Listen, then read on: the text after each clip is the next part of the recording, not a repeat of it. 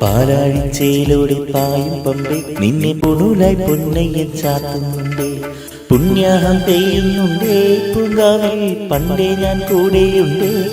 Certificate കാണിച്ചിട്ടുണ്ട്. അതുകൊണ്ട് മതസ്പർദ്ധ, ദൈവനിന്ദ എന്നിവയെല്ലാം തോന്നണമെങ്കിൽ എടുത്ത് 4 മടക്കി കാക്കുടുക്കിയിൽ വെച്ചോളി.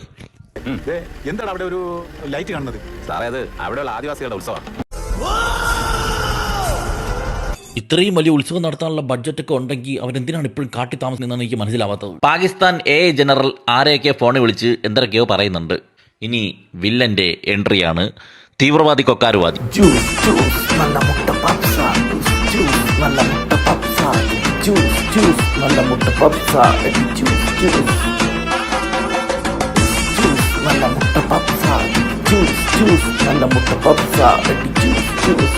അയാൾ ഡിസംബർ 6 ശബരിമലയെ തകർക്കാൻ വേണ്ടി വിമാനത്തിൽ കയറി ഇന്ത്യയിലേക്ക് പുറപ്പെട്ടു. മണമുള്ള പൂനുള്ളി മുടിയിൽ ചൂടി മണിക്കുട്ടി നീ എന്റെ മനസ്സുനുള്ളി, പയ്യന്മാർ നിന്നെ കണ്ട് കണ്ണു വെക്കും.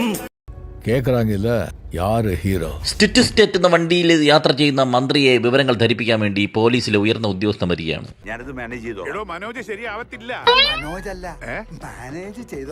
അതേസമയം കൊക്കാരുവാദി ഇന്ത്യയിലെത്തി എങ്ങോട്ടെന്നില്ലാതെ തേരാപ്പാര അലഞ്ഞു നടക്കുകയാണ്.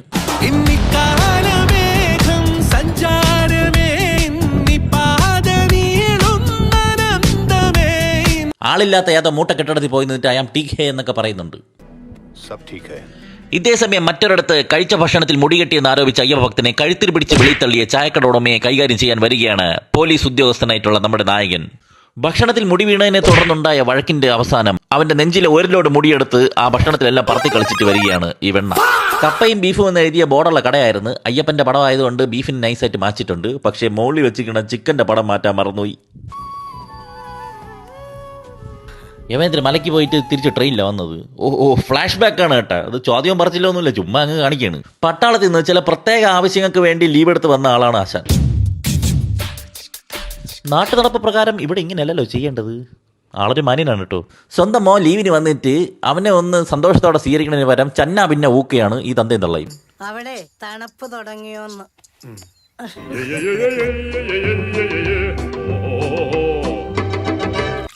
ആ പ്രധാനമന്ത്രിയോടോ പ്രതിരോധ മന്ത്രിയോടോ പറഞ്ഞ് അതിർത്തിയിൽ ഒരു മതിലങ്ങ് കേട്ടാ, അപ്പൊ പിന്നെ പോകണ്ടല്ലോ, ഇവിടെ ഇരുന്നാ മതിയല്ലോ.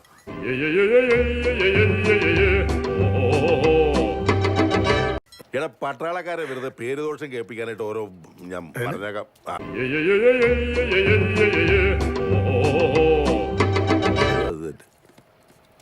വന്ന് കേറിയതേ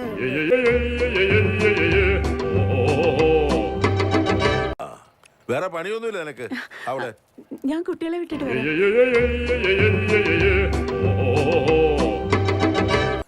കുഴപ്പമൊന്നുമില്ല, സ്ട്രോങ്ങാ. സാരമില്ല. ഇനി നമുക്ക് കുറച്ച് ആശ്വസിക്കാം. ഇങ്ങോട്ട് ചാരി കടയടി, ഇവളെന്തൊരു സഹകരണമില്ലാത്ത. ബൗൺസേഴ്സ് ആയിട്ട് പാർട്ട് ടൈം ജോലി ചെയ്യുന്ന പോലീസുകാർ തീവ്രവാദി അന്വേഷിച്ച് അദ്ദേഹം താമസിക്കുന്ന സ്ഥലത്തെത്തി CCTV പരിശോധിച്ചു. എടാ, വീഡിയോ സൂം ചെയ്യുമ്പോൾ എങ്ങനെയാടാ സൈഡിലത്തെ റെക്കോർഡും കൂടി സൂം ആവണേ? വിവരങ്ങളൊക്കെ കേസ് അന്വേഷിക്കുന്ന റിയാസ് ഖാനോട് വിളിച്ച് പറയാണ്. ആ വണ്ടിക്കകത്ത് നല്ല സൈലൻസ് ഉണ്ട്. എന്നിട്ട് ഇത്രയും ബഹളമുള്ള പുറത്തിറങ്ങി ഫോണിൽ സംസാരിച്ചിട്ട് വീണ്ടും വണ്ടിക്കകത്തിരുന്ന് വണ്ടി ഓടിച്ചുകൊണ്ട് പോകണം. യവനൊക്കെയാണ് കേസ് അന്വേഷിക്കാൻ പോണത്. വിളങ്ങും. ആ തീവ്രവാദിയെ ഹോട്ടലിൽ നിന്ന് കൊണ്ടുപോയ ടാക്സി ഡ്രൈവറെ ഹാഫ് കുക്ക്ഡ് പൊറോട്ട വാങ്ങിക്കാൻ വേണ്ടി മാർത്തി ഫ്രീ മാർക്കറ്റ് വെച്ച് യവന്മാർ പൊക്കുന്നു. ഇനി ഞാൻ ഒരു കാര്യം കാണിച്ചു തരാം കേട്ടാ. തന്റെ പേരെന്താ പറഞ്ഞു? Vijayan sir. Mister Vijayan sir. Sir എന്താണ് ഇവരെ കണ്ടപ്പോ ഓടിയത്? മോഹൻ സാറോ? സാറൻ തന്നെ അവിടെ വെച്ച് ഞങ്ങളെ കണ്ടപ്പോ പരിങ്ങിയത്, ഭയന്നത്, ഒളിച്ചത്? അങ്ങനെയൊന്നും ഇല്ല സാർ. അങ്ങനെ ഒരു ഓട്ടം ഞാൻ പോയില്ല സാർ.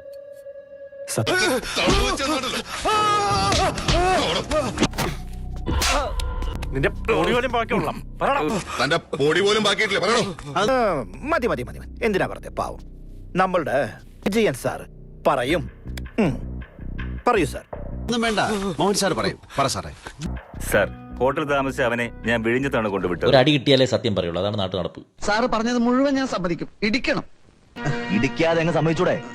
സാർ, ഹോട്ടൽ താമസിച്ച അവനെ ഞാൻ വിഴിഞ്ഞത്താണ് കൊണ്ടുവിട്ടത്. അവൻ എനിക്ക് 2000 തരുകയും ചെയ്തു. ഞാൻ ആ കൊച്ചി കൊണ്ടുവിട്ടത് കൂലിയാ എനിക്ക് 2000 രൂപയും തന്നു. അയാൾ അങ്ങോട്ടാ പോയെന്നറിയോ? ദൂരെ മാറി ഒരു ബൊലേറ കിടപ്പുണ്ടായിരുന്നു, അതിനടുത്തേക്ക്. അവരെങ്ങോട്ടാ പോയെന്നറിയോ? ദൂരെ മാറി ഒരു കാറ് കിടപ്പുണ്ടായിരുന്നു, അതിന്റെ അടുത്തേക്കാ. അവൻ കാറിൽ വെച്ച് ആരോടെങ്കിലും ഫോൺ സംസാരിക്കുന്നുണ്ടായിരുന്നു? അവൻ സംസാരിക്കുന്നുണ്ടായിരുന്നു, പക്ഷെ അത് ഹിന്ദിയിലായിരുന്നു. ഇടയ്ക്ക് കാറിൽ വെച്ച് അവരാരെങ്കിലും ആയിട്ട് ഫോണിൽ സംസാരിച്ചോ? ഭാഷ ഹിന്ദിയോ മറ്റോ ആയിരുന്നോണ്ട് മനസ്സിലായില്ല. എനിക്കൊന്നും മനസ്സിലായില്ല. അവൻ എന്നെയും പറ്റിച്ചു സാർ. പക്ഷെ അവരെന്നെ പറ്റിച്ചു സാർ. തന്ന കാശ് ചെലവാക്കാൻ കഴിഞ്ഞില്ല, കള്ളനോട്ടായിരുന്നല്ലേ? അതെ സാർ. Number 1 കള്ളനോടാ sir. ശരി, മോഹൻ സാർ പൊയ്ക്കോ. എന്നാ പിന്നെ വിജയൻ സാർ പോയിക്കോ. ഇളങ്ങൂട്ട അവന്റെ ജോലി ഗോശ്രീ പാലത്തിൽ അവസാനിച്ചു. From there we begin. Sir ഇയാൾ അങ്ങനെ വിട്ടാലോ? അവന്റെ ജോലി വിഴിഞ്ഞം തുറമുഖത്ത് കഴിഞ്ഞു. From there we will handle it. Baba Kalyani ഹിറ്റായ പടമാണ്. ഇത് ആരും കാണൂല എന്ന് ഇവർക്ക് തന്നെ ഉറപ്പുണ്ടായിരിക്കും. അപ്പൊ പിന്നെ ബാബ കല്യാണി എന്ന് ചുരണ്ടിയാൽ എന്തൊരു, ബാലാമണി എന്ന് ചുരണ്ടിയാൽ എന്തൊരു. എന്നാലും സമ്മതിക്കണം കേട്ടോ അണ്ണാ, ഇതുമല്ല ഇനിയുണ്ട്. ഞാൻ വഴിയെ പറയാം. ഇതിന്റെ ഇടയ്ക്ക് ഏതോ ഒരു കൊച്ചിനെ തീവ്രവാദികൾ പിടിക്കുന്നത് മൊണ്ണേഷ് കുമാർ സ്വപ്നം കണ്ട് ഞെട്ടി എണീറ്റു. എന്തോ എവിടെ ഒച്ച കേട്ടത്? ഒന്നുമില്ലമ്മേ. അവിടെ അങ്ങനെ പല ശബ്ദങ്ങളും കേൾക്കും. കിളവി രാത്രി സമാനം കൊടുക്കൂല. വീട്ടുകാർ പറഞ്ഞ പ്രകാരം അയ്യപ്പൻകാവിൽ തൊഴാൻ പോയ മൊണ്ണേഷ് കുമാറിന് പക്ഷേ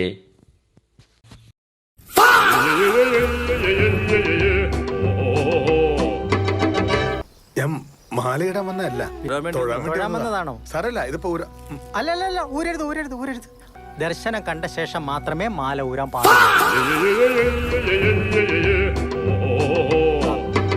എന്നാലും ലീവ് എടുത്ത് കുഞ്ഞിക്കാൽ ഉണ്ടാക്കാൻ വന്നവന് 20 ദിവസത്തെ വ്രതം എടുക്കേണ്ടി വരുമല്ലോ ദൈവമേ. തീവ്രവാദി അന്വേഷിച്ച് ബാബ കല്യാണി തെക്കും വടക്ക് നടക്കുകയാണ്. അതേസമയം തീവ്രവാദി ഇവിടെ ഉണ്ടായത് ആകെ 2 പേര്. അതിൽ ഒരുത്തനെ കൊന്ന് ഒരുത്തൻ വണ്ടി ഓടിച്ചു. പിന്നെ ആരുടെ ഇത് പൊക്കിയത്? ഇന്നലെ രാത്രി ശബരിമല ചെക്ക് പോസ്റ്റിൽ ഡ്യൂട്ടിയിലുണ്ടായിരുന്ന ഒരു വാച്ചറെ ആരോ കൊന്നിരിക്കുന്നു. ശബരിമലയിലെ തീവ്രവാദം അന്വേഷിച്ചിറങ്ങിയതാണ് യവൻ. എന്നിട്ട് അവിടെ ഒരു കൊലപാതകം നടന്ന് കേട്ടപ്പോൾ ഒരു ഭാവ വ്യത്യാസമില്ല. വെടിയേറ്റാണ് സാർ അയാൾ മരിച്ചിരിക്കുന്നത്. ഓ, വെടിവെച്ച് കൊന്നാലേ പ്രശ്നമുള്ളൂ കേട്ടോ. വല്ല കമ്പിയെല്ലാം എടുത്ത് തലക്കടിച്ച് കൊന്നിരുന്നെങ്കിൽ വിഷയമില്ലായിരുന്നു. ഫോറസ്റ്റ് ചെക്ക് പോസ്റ്റ് പൂർണ്ണമായും തകർത്താണ് അവർ അകത്ത് കടന്നിരിക്കുന്നത്. അങ്ങനല്ല, ആരെ പൊക്കി കൊടുത്തായിട്ടാണല്ലോ നമ്മൾ കണ്ടത്. അവര് വളരെ വേഗത്തിലാണ്. You mean to say Trivandrum is turning hot? Yep. Kalyani, do you think Kochi is getting hot? I am happy sir. We think in the same wave length. We both are thinking in the same way. Delhi I B നിന്നും repeat warning ഉണ്ട്. സൗത്തിൽ especially കേരളത്തിൽ ഇടവിട്ടുള്ള സ്ഫോടനങ്ങൾ ഒരു പരമ്പര തന്നെ പ്രതീക്ഷിക്കാവുന്നു. December 6 Babri Masjid day. വർഷങ്ങളായി ആ ദിവസത്തിന് മുമ്പ് നമ്മൾ അലാട്ടാകാറുണ്ട്. പക്ഷെ ഒന്നും സംഭവിക്കാതെ ആ ഡേറ്റ് കടന്നു പോകാറുമുണ്ട്. പക്ഷെ ഈ വർഷം എന്തോ സംതിങ് എന്തോ വരാണ്ടിരിക്കുന്ന പോലെ എന്റെ മനസ്സ് പറയുന്നു സർ. ഇനി ഡ്രാക്കുളയുടെ കഥന കഥ കേൾക്കാം. ഇയാൾ ഭയങ്കര യുക്തിവാദിയായിരുന്നു. ഇയാളെ ഭാര്യയും മോളും പക്ഷെ വിശ്വാസിയായിരുന്നു. ഈ കുരുപ്പിനാണെങ്കിൽ ലോകത്തില്ലാത്ത സംശയങ്ങളൊക്കെയാണ്. അമ്മേ, കാട്ടിനകത്ത് കുട്ടിയുടെ കരച്ചിൽ കേൾക്കുമോ? ദൈവങ്ങൾ കുട്ടിയെ കൊടുക്കുമോ? മോക്ക് വഴിയിൽ നിന്നൊരു അയ്യപ്പ വിഗ്രഹം കിട്ടി. അത് ഇയാൾ തോട്ടിലെടുത്ത് കളഞ്ഞു. അത് തപ്പിയിറങ്ങിയ കൊച്ചിനെ ഇവർ റിവേഴ്സ് ഇട്ട സമയത്ത് ഇടിച്ചിട്ട്, എന്നിട്ട് ആ കൊച്ചിനെ ICUലാക്കിയിട്ട് നേരെ ശബരിമലയ്ക്ക് വന്നിരിക്കുകയാണ് വെടല.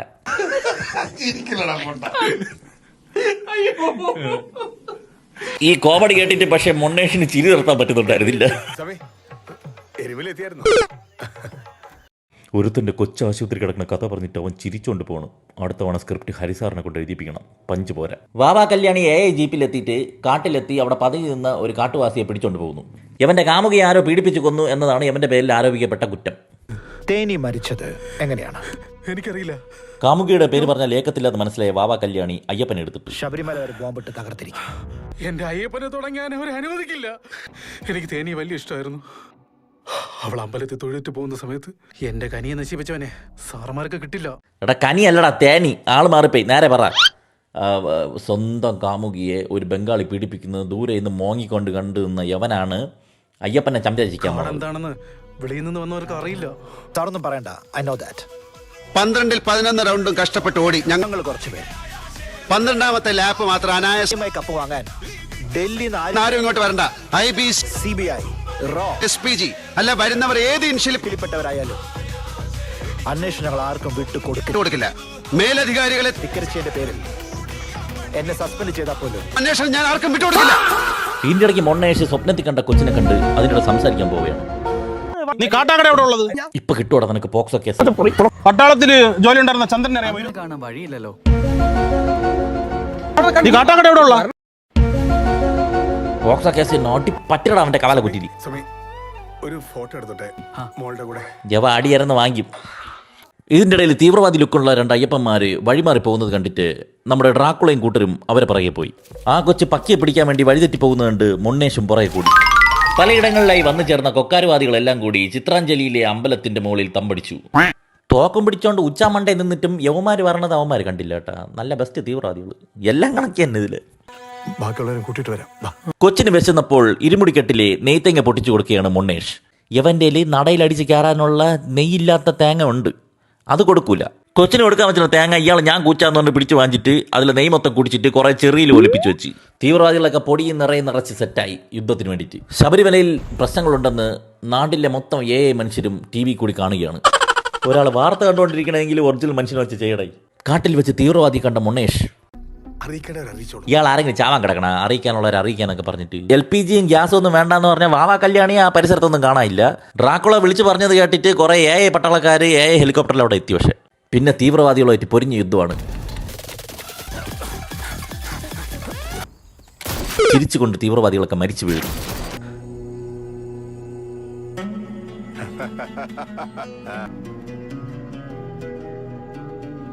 യുവമാർ എന്തിനാണ് ചിരിച്ചതെന്ന് മനസ്സിലായ? സന്നിധാനത്തിലുള്ള അയ്യപ്പ ഭക്തന്മാരൊക്കെ റിവേഴ്സ് ഗിയറിൽ നടന്നു പോകാൻ വേണ്ടിയിട്ടാണ് ചിരിച്ചത്. അങ്ങനെ ശബരിമല തകർക്കാൻ വേണ്ടി ജമിനി ഉണ്ടാക്കിയ ഡോൺ പറത്തിവിട്ട തീവ്രവാദിയെ കൊന്നിട്ട് പക്ഷേ പട്ടാളക്കാർക്ക് അത് നിർവീര്യമാക്കാൻ പറ്റുന്നില്ലായിരുന്നു. കടിച്ച പാമ്പിനെ കൊണ്ട് തന്നെ വിഷമർപ്പിക്കാൻ വേണ്ടി ജമിനിയെ വിളിച്ചിട്ട് കുറെ പട്ടാളക്കാരെ ഉണ്ടാക്കി. അവർ ഒരു ഫൈറ്റർ ജെറ്റ് ഉണ്ടാക്കി. ആ ഫൈറ്റർ ജെറ്റ് ഒരു വാണവും ഉണ്ടാക്കി വിട്ടു ഡ്രോണിനെ പൊട്ടിക്കാൻ. അതെങ്ങാനും ആ ഡ്രോണിൽ കൊള്ളാതിരുന്നിരുന്നെങ്കിൽ അതിലും വേഗത്തിൽ മിസൈൽ പോയി ശബരിമല വീണേനെ. അറിയിക്കാനുള്ളവർ അറിയിക്കാൻ പറഞ്ഞിട്ട് വന്ന മുന്നേഷ് തീവ്രവാദികളുമായി ആക്രമണം തുടങ്ങി. അതിൻ്റെ ഇടയ്ക്ക് ഫൈറ്റ് വിത്ത് ഭക്തി ഗാനം, അതൊരു 1.5 കോംബോയാണ്. അതിനുവേണ്ടി സന്നിധാനം വരുന്നു. ദേവിയുടെ വിഗ്രഹത്തിനെ നോക്കി അയ്യപ്പ മണികണ്ഠ എന്നൊക്കെ വിളിച്ച് പാടുന്നുണ്ട്. എന്തോ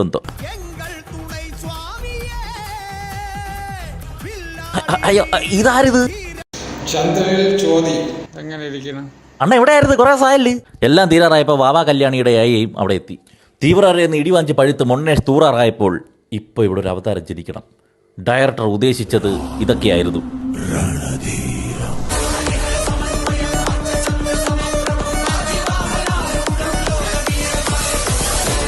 പക്ഷെ വന്നത്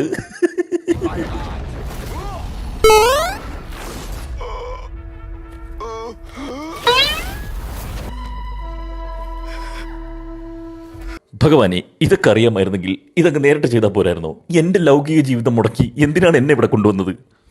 നോക്കിയാണ് മരിച്ച് മലന്ന് കിടന്നവයි അങ്ങോട്ട് മാറി തിരിഞ്ഞു കിടക്കണം. നിന്റെ വെടിയുണ്ടേറ്റ് ഇവിടെ മരിച്ചു കിടക്കുന്ന എന്റെ പൊന്നച്ഛൻ ഇത് എവിടെ പോയത്? ഇവിടെ അവിടെ ഭയങ്കര ഉറുമ്പാടെ കാരണം ഞാൻ ഇങ്ങോട്ട് മാറിക്കിടക്കാം. ഇനി ഈ കാടിനകത്ത് എത്ര പേരുണ്ടെന്ന് നമുക്കറിയില്ല. പക്ഷെ ഒന്നിനെ നമ്മൾ വെറുതെ വിടില്ല. എൻ്റെ കോളേജിൽ ഇങ്ങനെ ഒരുത്തം ഉണ്ടായിരുന്നു. അടിയൊക്കെ നടക്കുന്ന സമയത്ത് ഒളിച്ച് ഇന്ന് നോക്കിക്കൊണ്ടിരിക്കും. അടിയെ കഴിഞ്ഞ് വരുമ്പോഴേക്കും ഫ്രണ്ട് നിന്നിട്ട് അവനാണെല്ലാം ചെയ്ത് നമ്മുടെ തള്ളും. ഞാൻ പട്ടാളത്തിലാണ്, ലീവിന് ഇപ്പൊ നാട്ടി വന്നതാ. ഓ, ഡയറക്ടർ ബ്രില്യൻസ് തന്നെ. ചില പട്ടാളക്കാർ ഇങ്ങനെയാണ്. എങ്ങനെയെങ്കിലും അയാൾ പട്ടാളക്കാരനാണെന്ന് അറിയിക്കണം. എവിടെ നിന്നാണ് പറഞ്ഞ് ചോദിച്ചാലും ഞാൻ പട്ടാളത്തിൽ നിന്നാണെന്ന് പറയും. പക്ഷേ അത് കേട്ട വാവാ കല്യാണി അത് അങ്ങനെയല്ല എടുത്തത്. അയ്യപ്പ ദർശനം കഴിഞ്ഞ് മടങ്ങിയെത്തുമ്പോ ഓഫീസിലേക്ക് ഒന്ന് വരണം.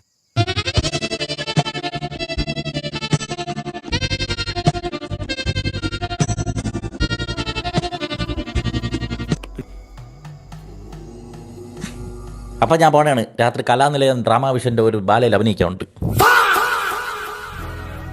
ആമസോൺ, ഫ്ലിപ്കാർട്ട്, അജിയോ, മിന്ത്ര മുതലായ ഓൺലൈൻ ഷോപ്പിംഗ് സൈറ്റുകളിലൊക്കെ കുറേ ഓഫർ ഡെയിലി വരുന്നുണ്ട്.